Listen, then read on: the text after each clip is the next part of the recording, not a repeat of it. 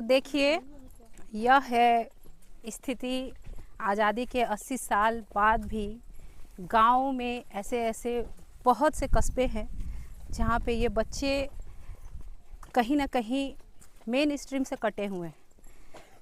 ये आज भी आज़ादी के पहले वाले सिचुएशन में ही रह रहे हैं और आज भी इन तक शिक्षा नहीं पहुँच पाई है, बेहतर स्वास्थ्य व्यवस्था नहीं पहुँच पाई है। तो इनके ऊपर ध्यान कौन देगा? अगर हम जैसे लोग अगर इनके ऊपर ध्यान नहीं देंगे तो कौन ध्यान देगा? हम जो आगे बढ़ जाते हैं और पीछे छोड़ जाते हैं ऐसे लोगों को और पलट कर देखते नहीं हैं। आखिर इन्हीं के वजह से हम आगे बढ़ते हैं और फिर इन्हें पलट कर हम देखते भी नहीं हैं। तो ज़रूरत है आज के डेट में, हम तो आगे बढ़ रहे हैं लेकिन पीछे पलट कर देखने की बहुत ज़रूरत है, क्योंकि जब तक ये पढ़ेंगे नहीं विकास नहीं हो सकता है इनका। ये ऐसे ही रह जाएंगे, जिस स्थिति में हैं इसी स्थिति में रह जाएंगे और मैं नहीं चाहती हूँ कि ये इसी स्थिति में रहें। देश दुनिया बहुत आगे जा रही है और मैं चाहती हूँ कि ये भी आगे बढ़ें, आगे अपना विकास करें, एक अच्छी लाइफ स्टाइल जिए और मुझसे जितना हो पाएगा उतना मैं करूँगी इन बच्चों के लिए और ऐसे सभी बच्चों के लिए।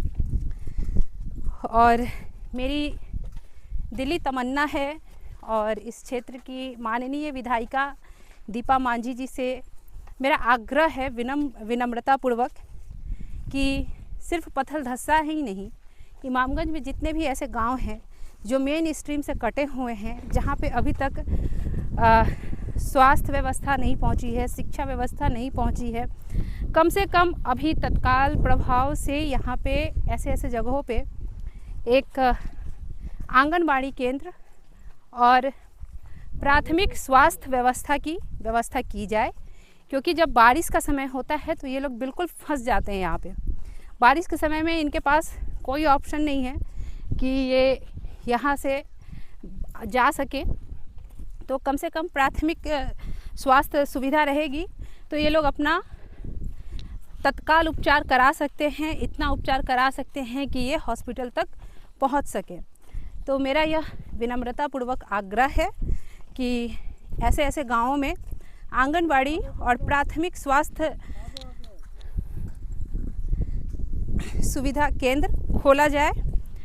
और देखिए कितना खूबसूरत गांव है जो कि नदी के इस पार है। एक छोटा सा गांव है, 40 घर है यहाँ पे और बच्चे बहुत प्यारे प्यारे हैं। बच्चे पढ़ना चाहते हैं, आगे बढ़ना चाहते हैं, लेकिन उनके पास मजबूरी है कि कोई सुविधा ही नहीं है। आपने देखा आज़ादी के 80 साल हो चुके हैं और ये बच्चे अभी तक ABCD के बारे में जानते तक नहीं हैं। बच्चे काफ़ी, जहाँ शहरों में आजकल बच्चे 2.5 साल की उम्र से ही स्कूल जाना शुरू कर दिया है, छोटे छोटे बच्चे बहुत आगे बढ़ रहे हैं। वहाँ ये तो बस एक एग्ज़ाम्पल है।